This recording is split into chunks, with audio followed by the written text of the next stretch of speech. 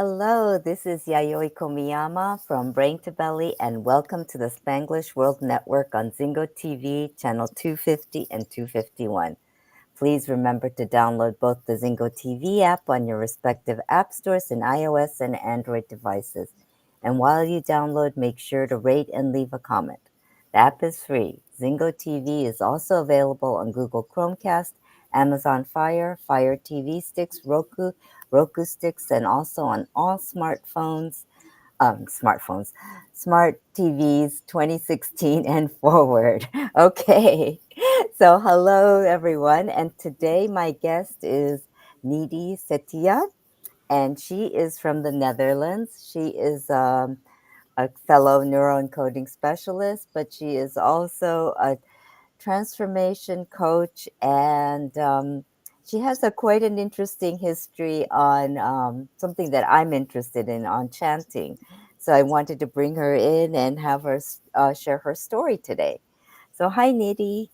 Hello, thank you for having me. I really appreciate it. I'm very excited that you're here. So, Nidhi, could you tell us a little bit about your experiences with neuroencoding and also your journey to get to this place, to where you are now? Yes, so I live in the Netherlands for almost 8 years, and that's also almost the time that I've been chanting. So I practice Nichiren Buddhism, and this practice is introduced by Soka Gakkai. It's an international organization originating from Japan, and now Mm-hmm. it's almost in 192 countries. So we have wide community, and the focus is mainly on human revolution. That's the term. So it's about self transformation, and Yes, they believe that if you transform yourself, it can actually lead to at some point transformation in the whole world. It's about world peace and yes, happiness, and that's what we are chanting for. And everybody wants to be happy, yes, right? yes, So and the practice is, once you start to chant, once you start to feel the changes in yourself, and the best thing is when you start to chant for your friends and family, and you see situations around you changing. So it's like life and self environment.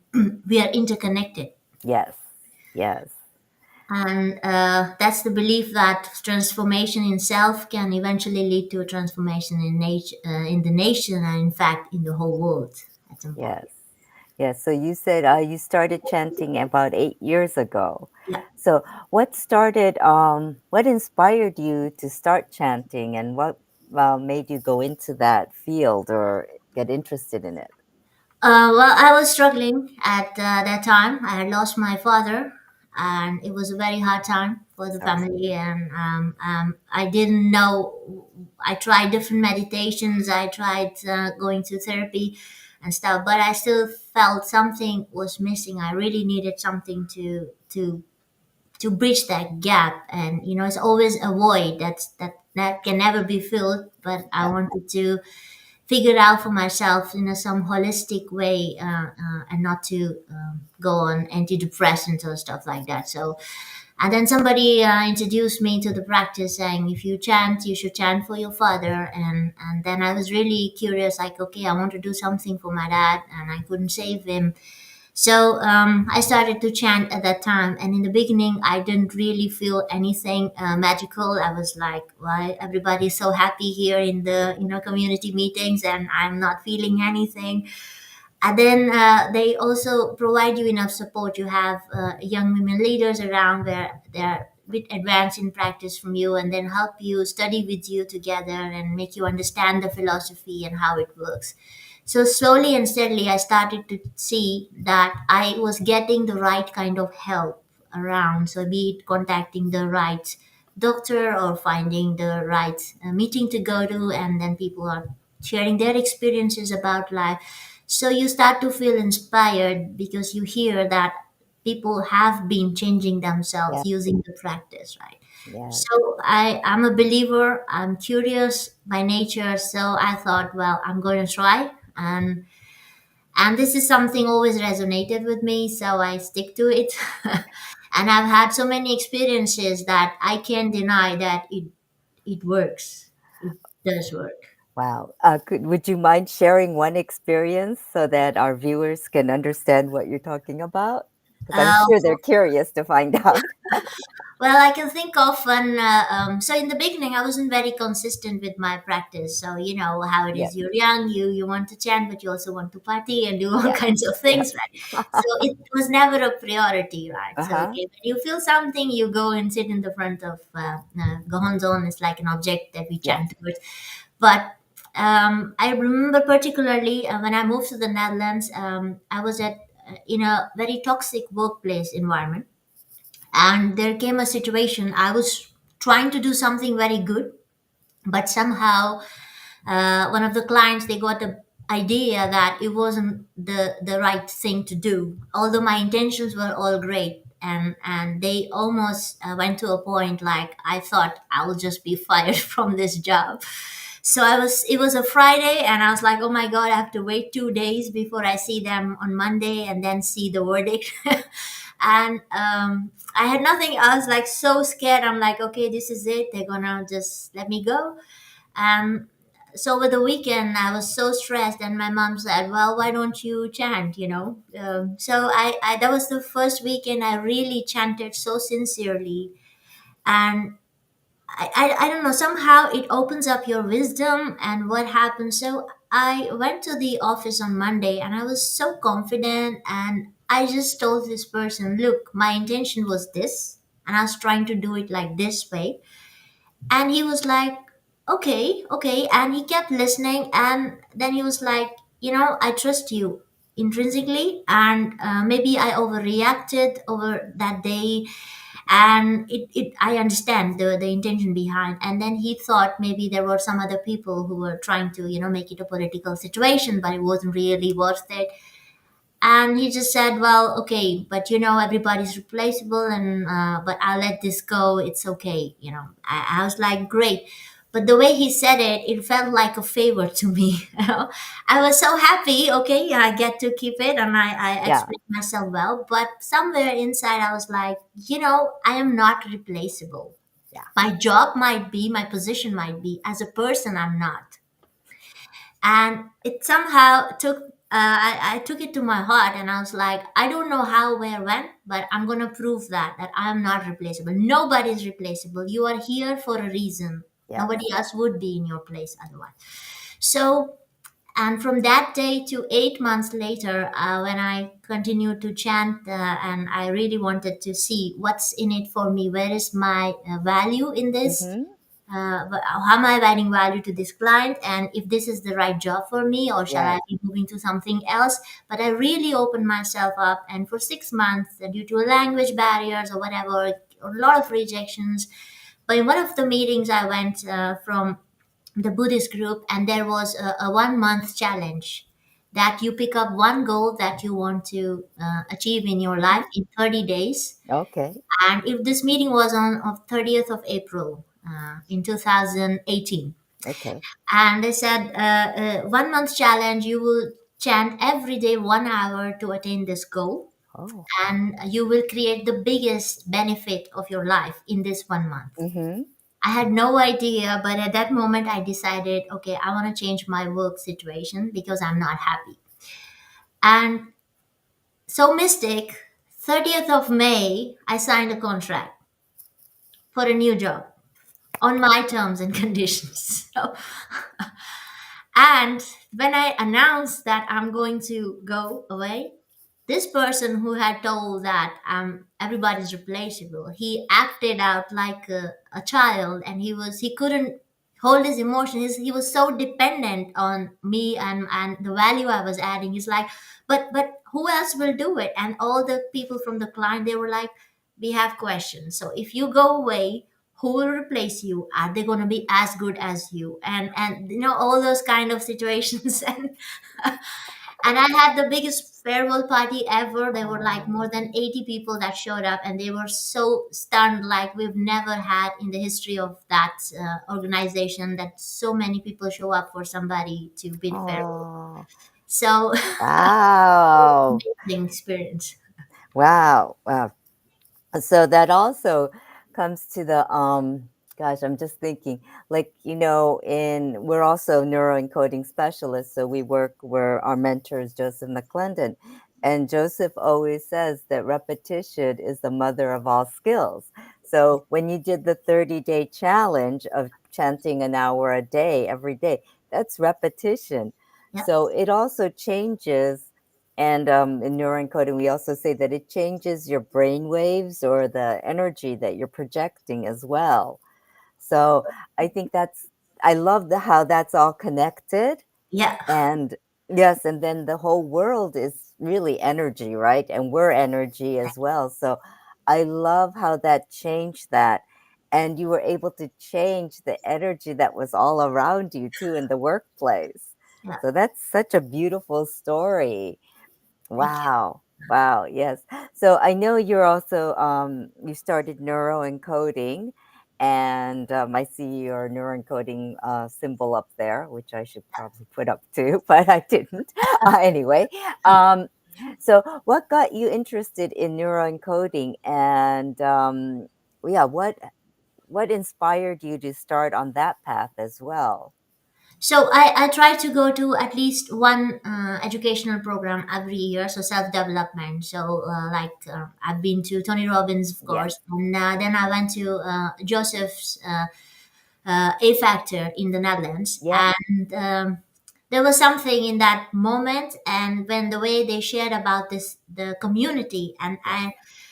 in the beginning you think it's an investment, what am I going to get out of it? But I think the power of community always beats it. It doesn't matter what the cost is, and that's what I loved about it, that it was a lifetime membership, and Yes. then I get to meet so many amazing people like yourself and so many others on every other day, or something like on a weekly basis. Yes. So it's like, if I need something, support from in any way, I can just pick up my phone and I can call people, and it's amazing. And then you get to learn so much from each other. Yes. So it's amazing the way it is. And the other thing that really triggered me was like Joseph makes it everything so simple. Simple. Yes. You don't have to do complex things, and we don't have so much time in today's world. And if you can do only 2 minutes of something with your brain, and make it function in a way that will get you the best outcome Yes. throughout the day, that's amazing. Yes, yes. That's one thing that I love, and that's one of the basic principles of neuroencoding is assassinate complexity. Yeah. And I believe in that completely because I know that human beings are they don't want to do anything that's complicated. I mean, people will do it. Don't get me wrong, they'll do it, but then it's begrudgingly that they'll do it. And if you want people to react to something and really pursue it, it has to be easy and simple.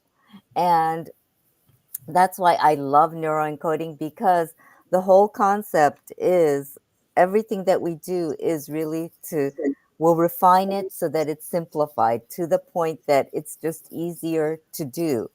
And it may be easier to do, but it's not exactly easy for people to continue doing it. And that's where the discipline factor comes in and the repetition. And I firmly believe, like the 30-day challenge that you did, that challenges are a good way to get people to repeat what they're doing. So Yes. even if it's like a 3-week challenge or even a 10-day challenge or even 3 days, it just makes a big difference because you're repeating something that's easy to do. And if you keep on repeating it, it becomes a habit. And like you're chanting, you were saying that you didn't do it that frequently, but then, with the challenge, you decided, okay, I could do this. And I think a lot of us, we need that little bit of a nudge to say, like a challenge or someone saying, okay, I'm going to let's do a competition or let's try to do something where the group of us are going to do something together. Because when you're, like you said about community is such an important thing for human beings as well. And that's another reason that I was very attracted to neuroencoding as well, because of the community. And I believe that community starts at the top. And I think Joseph's energy and with Joseph and the sisters, they are all creating that energy that is it's a trickle down effect, that they're giving energy. And I think Joseph is kind of like that. I know it sounds like Joseph, but I think what's important is that there's always somebody that's kind of like the stone that you throw into the pond that creates that ripple. And then we're like the ripples, and our ripples ripple out to everyone else. So I love that community factor. And it's like we're all in that pond together, right? Yeah, The whole world is kind of like in that pond or whatever, that thing of water, that body of water. And one ripple can just affect everyone. And I think even with the chanting, that's like another, well, that's energy rippling, actually. yeah, it's all about interconnectedness, Yes, and that's how we say, there's a principle of life and environment, so self and environment. So once you transform, you see it differently. You get to yes, open up to different perspectives. yes, yes. And that's such a beautiful thing because, even when you said that you were in a depressive state for a while after your father passed on, and very understandably. And I think when we're in that depressive state, we can only see something from that one perspective. And it's hard to kind of like change that perspective and see it from a different view. And things like chanting, neuroencoding, even if it's just prayer or meditation, they are all different modalities in which we can change our focus and change that perspective that we view things from. So I think it's almost like a painting or a sculpture. When you look at art, you see one thing, and if you look on it straight ahead, you see it from one perspective. But then some, paintings, if you look at it from this angle or this angle or this angle, it looks very different. Yeah, And I think what we forget to do when we're in that depressive state or when we're in one state, it's hard to kind of like see it from that other perspective. And I true. think it's so important to do that. Yeah. Yeah. And it's also very scientific. So all these techniques that we do, they're also very scientific. So if because some people, I understand, they find it hard to believe from a, okay, because if you say Buddhism, maybe it's a religious thing to do. But I think any kind of philosophy is important to have your basis in, and even if you meditate or you chant or you're doing something with neuroencoding, you're actually emitting different kinds of waves in your brain. So Yes. alpha waves, for instance, and we're not in that state in a conscious manner. So right now we are talking, we are in a beta state, and that's why there's a lot going on in our heads, and we are still focusing here. But once you start to chant, you're also, even though your thoughts are flowing or you're meditating, your thoughts are flowing, but you're also having an equal emit of an alpha wave, which Yes. kind of balances out. So that's where you feel the relief or Yes. the capacity for your brain to recover from the Yes. stress. Very much so. Yes. Thank you for sharing that. It's so true that, when we say meditation or prayer or even chanting, people are like, no, that's the rainbow and the unicorns and butterflies or whatever, right? And it's like, no, no, no. It's actually science based Yeah, because everything is energy. Everything. true, And, we're made of electrons and electricity. And it's the way that electricity and the energy converts and changes. And I think it's like, you learn this in science when you're a kid, right?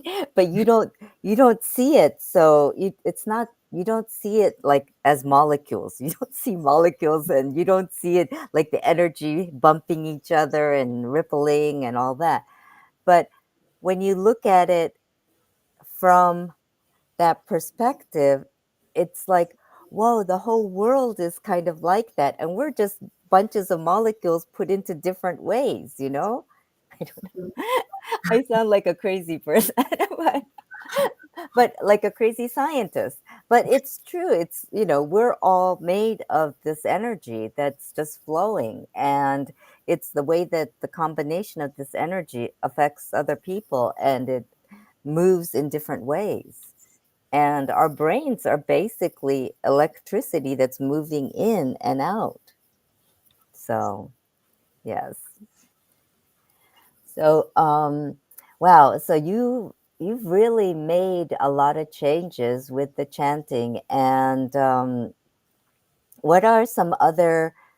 I know that you do this as a living as well. And I think did you? I think you do. You have something coming up soon. I think, or was that? So I'm Yes. working on launching a mastermind group, a community in Facebook, and especially oriented around women who wants to be leaders, or they are in the leadership role and they can learn from each other. I'm very excited. We're working on it, and hopefully I will be able to launch soon with the New Year's resolution. So yeah, bring in some fresh energy and some new perspectives, and we'll be able to give away a lot of resources to work upon, and that's the whole idea behind this mastermind. So, what kind of can you explain a little bit about this mastermind in that is it like a weekly class? Is it a class? Is it weekly? Do you meet monthly? What type of things will you be doing in it? I'm just So curious. That's yeah, it'll be a mix of things. So we give a platform so they can share their own thoughts and experiences, but also plan to do some programs like over the course of weeks, and also some daily accountability. You know, like you shared with the community and challenges. It's always great to keep people on track, and ourselves, of course, if you're involved in it. So mm-hmm. that's pretty much the idea. So Ah, okay. And you said women, and you're focusing on women and leaders in, yes, yes. yes. Yes. Okay. I know you're a woman and you're a leader in your community. And well, tell me a little bit more about your interest in that because I'm curious. As a woman, I gravitate towards women that are leaders, and I think it's in the young people in this, I guess because I'm older, but I think that women need strong role models, and I think it's important. So, what inspired you to become a leader, a woman, a female leader, and who inspired you to go into this role? Well, while growing up, I had no idea. I was really like the one, I don't want the limelight, I don't want to be in the front, I'll just do my thing. So, bit of a more artistic kind, just, a lot of hobbies and doing stuff. But as I start to grow up, and then I remember I was watching television and just flipping through the channels on a Sunday, and I saw an interview she's the first Indian Miss Universe. She's a famous actress, Yes. Sushmita Sen. So for the viewers, if they know her, and I saw her a clip of hers, and the host asked her this question because she was the first Indian lady, single parent, to go for adopting kids. And there, before that, there were no laws in India, and you were not allowed as a single parent to adopt. Ah, interesting. So when she actually took this battle to the court and she won it. And then they introduced this provision in the law that as a single parent, you can adopt a child of the similar gender. Mm-hmm. So, and then this host asked her this question that how do men react to ready-made family? Because so it was funny, but she was laughing and she said, "Well, you have to ask men." But then she said, jokes apart, when as an individual, your priorities are so set that Yeah. you know what's of paramount importance to you, nobody outside of yourself should question it. They dare not. I was so hooked up with that one thought that she shared, and I'm like, this is the person I want to meet in life. I don't know how, when, where. I'm from a very small town, and she's a big star, but I will meet her. And 3 years later, she invited me for a meeting. And even if you see the book I have written, she even gave a testimonial for that. It's right on the front. So I met her in person, and that changed my idea of what's possible, but also looking at her as a role model, like being a woman and single and achieving things and just going after stuff. And I was like, this is amazing, right? And there were of course people criticizing and all those things. And then I was very curious, how do you remain on track, on path, and not worry about what others have to say? And I was so inspired by her. Wow. That is amazing. And I mean, I'm sure the people that are listening to your story, they're inspired by you because, you made something happen. You actually said, I want to meet her, and you were able to do that, and you even got her to write a testimonial in your book. Um, oh, so could you tell us a little bit? I mean, that's a big celebration. I'm sorry, that is like amazing. And gosh, that is, I mean, because you set your mind to it and you did it. And may I ask how you were able to meet up with her? And yeah, So I used to visualize every night that when I would meet her, what would be like. And my vision was very particular, like what am I wearing, what probably she's details. wearing. I even Yes, decided that. yes. So it was really like every day. And of course, a bit of your brain goes like, yeah, but how, And then I was like, nope. I was reading a lot of secret stuff at that time, and all the authors from that law of attraction and things. So I really wanted to experiment, and I was like, well, okay, I'll just every day be grateful, and it has happened. It has happened, and how would it be? How would I feel? And I know when I was actually sitting in the room with her, and I was pinching myself because it was so vivid in my head, I couldn't really figure out it was real or I was still imagining. I hear you. I hear you. No, it's so true. I mean, people are like, okay, this is really like people are going to be, okay, they're talking rainbows and unicorns, right? But no, no, no.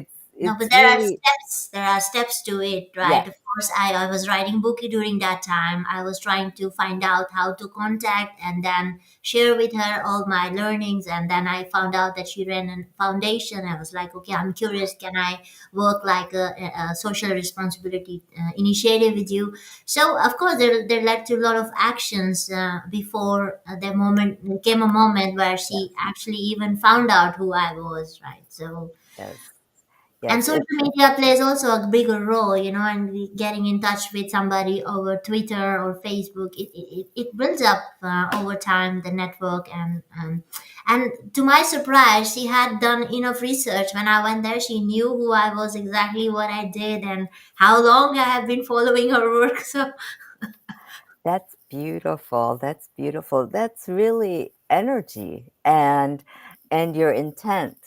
So, and it's not like you just imagined that and you just only visualized it. You took steps, physical steps to get to that place. And I think that's what people forget is that it's not just visualization and magnetism and attraction. It's you have to also take the steps to do that.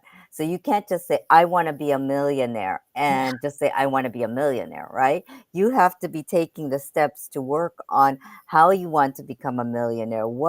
In what modality? How are you going to transform your life? And you were like saying, details. And yeah, it's very important to think about those details, like, what you're going to be wearing, where you're going to be meeting, um, what conversation you're going to have. Those things are going to be in your brain and you're going to be thinking about that. And you're actually taking little steps, mini steps to get to that place. So it could be like, okay, what can I do next to start that ball rolling, right? Towards where you need to go. Yes. And this is so mystical because when I went to see her, at that time she mentioned to me about a friend who used to chant for her, Mm-hmm. and that's how I discovered the practice. And three Ah. years later, I contacted that friend of hers to share more with me about it, and that's Uh-huh. how I actually got introduced to the practice. Interesting. Wow. Wow. This is amazing. So everything's connected, right? Interconnection. Yes. Wow. Um, that is like, that's really amazing how things change and how everything was meant to happen that way. And I think, in life, when we think of all the experiences that we have and all the incidents that have happened in our lives, they all, if you really look back on it in retrospect, every little step that happened or every little thing that happened contributed to what's happening. So it's like, gosh, I don't know how to explain this. It's almost not like a puzzle, but every little piece adds up to going to that. It's like a little rung on the ladder, little steps that get to where you're going. Yeah, And I think it's such a beautiful thing when that happens. And, to our point earlier, we were talking about how things can be simple. As human beings, we just complicate things a lot. yeah. Yeah. Yes. Oh, wow. I didn't know that she was the one that kind of introduced you to the chanting. So that is interesting. Very interesting. Wow. Wow. Could you tell us a little bit about the book that you wrote and the title and where we could find it and everything? You can find it easily on Amazon. So it's like a Kindle edition or PDFs, however you prefer to read it on your desk. And the book is about visualization experiments that, like, I was really very intrigued by the idea of the secret, the law of attraction, right? So Yes. I was experimenting all these things. And I also actually share a story in that book about my first encounter, how well, I started to have a first connect with this star, Yes. and then of course my friends who were around me, we were also like I was telling them to also how to use this technique, and so I have a compiled version of a few experiments that we did with visualization, and this is what the book is about. Wow, wow. So, if somebody's interested in visualization and the power of magnetism and all of that, would it be like something that someone that doesn't know much about it can start with that book and they could introduce themselves to it? And is it easy for them to digest, or Very would you have? easily, very easily. I wrote it when I was in my 20s, so I can tell you it's quite naive language, and but in a way that is very simplified, including the steps that per story, that what did this person exactly do, right? That's a whole epilogue of explanations, and it's very easy to read, very light, and a short book, so you could do it over a weekend or something. It's Okay, okay. So beginners can read this book and get started on visualizing their future or whatever they want to do. Wow. So, may I ask you, moving to the Netherlands, was that part of your visualization or was this after? I'm just curious now. that was, I think, a result of my chanting. Okay. Can you elaborate a little bit on that? Yeah, so well, it was actually mystical, to be honest. So my when my father was he fell sick, and we didn't get a lot of information up front. Like, it was very last minute that we found out that what was the issue and stuff like that. So I didn't know at that time that he was sick.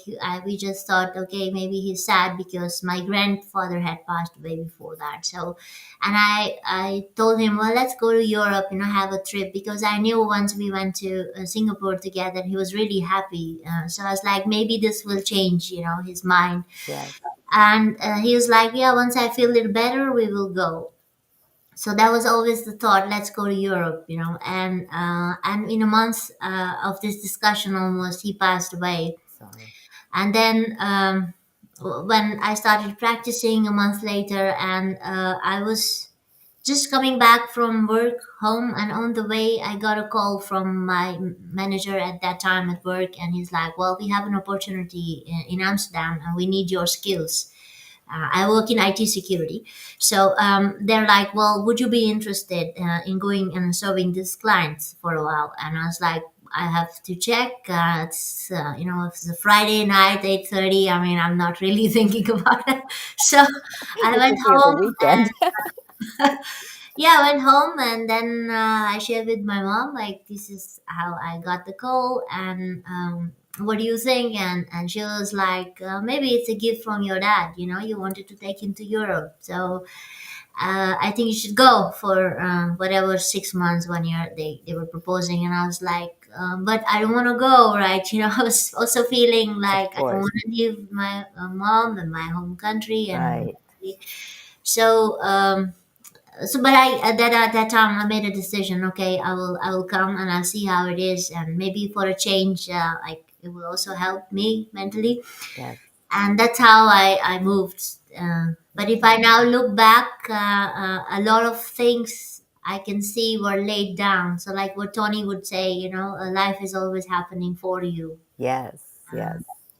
I believe that was truly the case for you coming get going to Amsterdam. Yes, um, everything was kind of like set in place, and yeah, it was meant to happen that way. Yes, and I love that how Tony always says that life is, you know, it's not happening to you. It's really you are happening for it, right? You are creating it, and I love that because we all have the power to take control of our lives.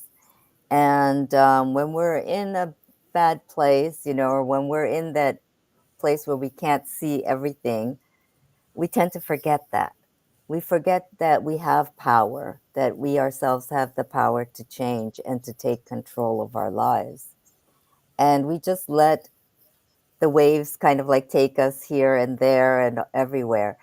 And we forget that we have the ability to swim. yeah. Yeah, and I love how you did that, and that's such a testament to growth. And wow, I just had this image of just us as little fishes in the pond, and we can swim. We don't have to just stay there, Yeah. and we can all swim and go to where we want to go. And I think that's beautiful, and that chanting really helped you to get there. And I love your story because like you said, everything kind of connects, and you know that it was meant to happen in that way. So that's such a beautiful thing. Wow. So, what would be one thing that now probably are people that are viewing this are probably wondering, well, how can I get started in something like this? I want to change, or I'm starting to feel inspired because Nidhi did this, and you know, she's she's just one woman that achieved a lot of the things that I want to achieve, right? Where can somebody get started on something like this? I would suggest whatever your heart resonates with. So it could only be just a prayer for a second, 2 minutes a day, or it could be sitting in silence or listening to your favorite music and jumping onto it on a rebounder or whatever you like. Just get started. It doesn't matter with what.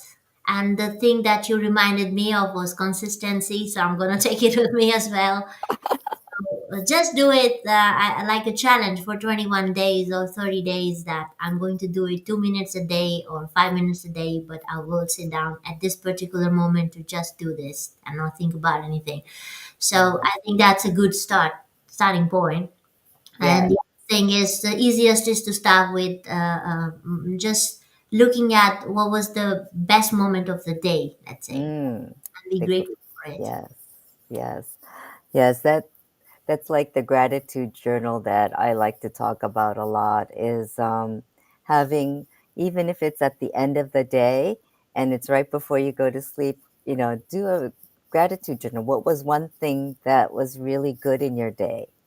Yeah. And I love that because I think going to sleep feeling good about something is a better way to fall asleep than thinking of something horrible and falling asleep. Because, a lot of us have that, I know that in my younger years, especially when I was in high school and college, I would be thinking of so many things that I have to do. And then when you're young like that, thoughts are going in and out and you can't fall asleep because you're like, what am I going to do?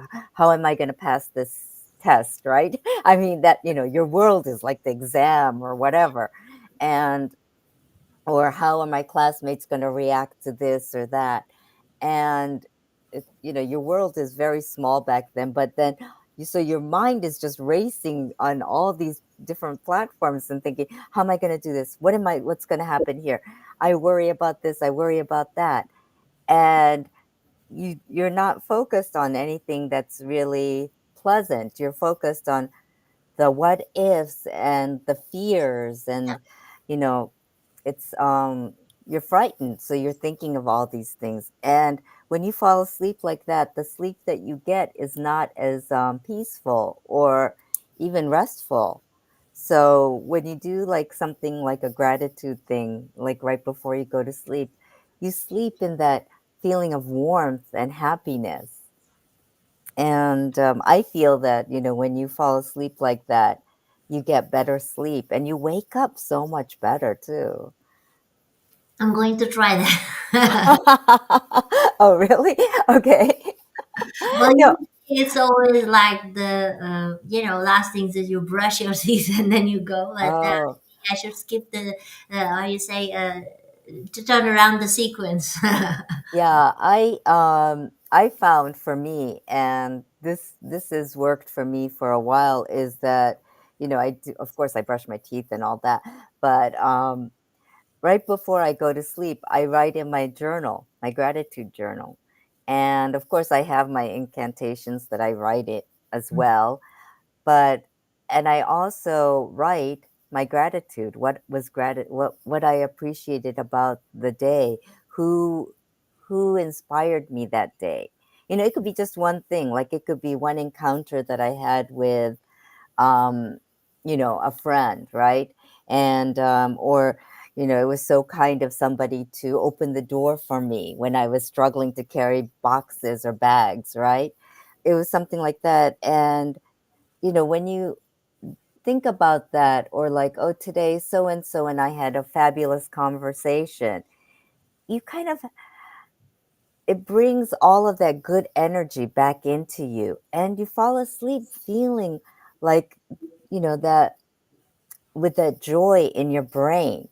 And I truly feel that falling asleep in a happy state is a good way to fall asleep, because you want rest and you want your brain, but you also want your body to be resting, right? And it just kind of calms everything down so that you can actually rest. And when you wake up feeling so much better too. That's what I found anyway. And I think I also find, like, when I do presentations or when I do talks, I like to, there's an app on that I downloaded called Parrot, which is like, and what I do is I record whatever I'm going to speak about Okay. into this app, right? And I put it in my ears. I play it while I go to sleep so that my subconscious mind is understanding what I'm going to talk about, so that when I actually talk about it, I don't have to, it's already in there. So I could just kind of like tap into that well there, instead of having to like struggle and say, I didn't memorize it. What am I going to do? And I really believe that the subconscious mind, when you're sleeping, really hears so many things. So when you give it positive things to think about, it really does affect your mood. Yeah.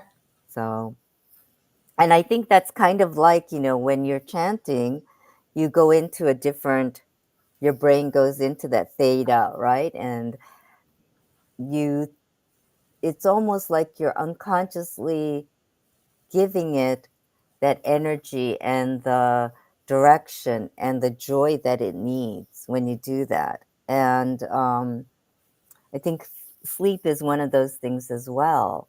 And I like to do that, or that's just, I don't know, it's worked for me. So I'm like, I'm going to continue doing it. But I don't know. I don't know. What do you think? Do you think that it would be helpful? I mean, chanting is kind of like that too, right? Because you go into the different part of your brain. Yeah, actually, now like you were talking, and I was thinking about it because a few years ago I trained as a hypnotherapist, Ah, and there they talk about it. So basically, we are doing that in the morning and evening. There's a moment where we introduce a hypnotic state in ourselves, right? When we go to bed, so when you're falling asleep, so there's a mm-hmm. moment when your conscious gives control to subconscious, and Yes, then you fall asleep. So this particular window is very important, like you said, just before going to bed. And if you're listening to something, kind of subliminals or any other messages, so that starts to sweep in, and it becomes natural because then your conscious is not conflicting with it, yes, yes, right?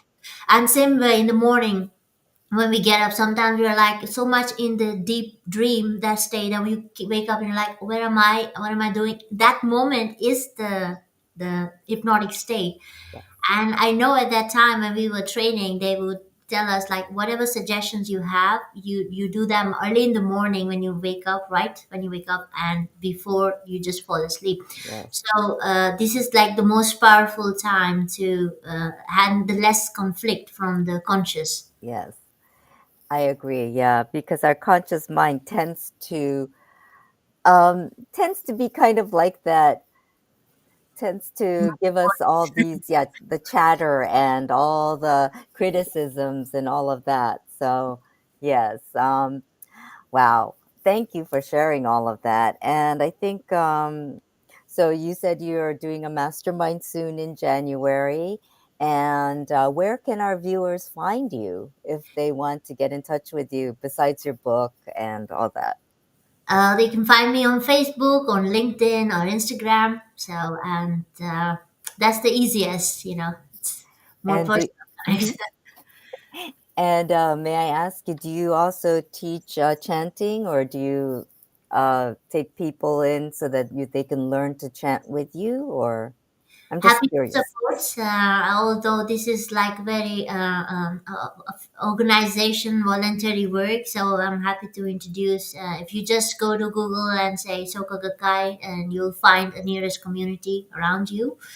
And this is not something I can well, I can always, of course, let you know Of the course. basic, the Hmm. principles, and take you along in the journey. And then of course you can join the local community, let's say, and they will be rather easier to help you in person, right? Yes, And happy to share my experiences and talk about it. So if somebody's interested, and I think the mastermind as well, I plan to do some leadership courses, but using Buddhist principles.